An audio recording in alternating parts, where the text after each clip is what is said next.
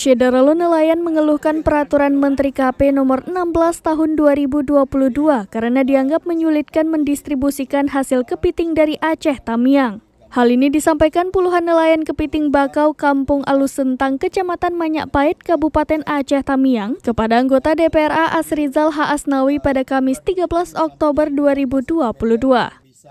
Kedatangan Asrizal dalam rangka rises tahap 3 DPRA. Pada kesempatan itu, nelayan menyuarakan kesulitan setelah peraturan Menteri atau Permen Kelautan dan Perikanan diterbitkan. Pengakuan nelayan terjadi penurunan harga kepiting serta mengurangi penghasilan ekonomi para nelayan. Dalam peraturan Menteri KP nomor 16 tahun 2022, dijelaskan bahwa adanya pelarangan menangkap dan memperjualbelikan kepiting atau skila serrata, lobster atau panulirut. Tonton video ini selengkapnya di YouTube Serambi On TV dan Facebook serambinews.com.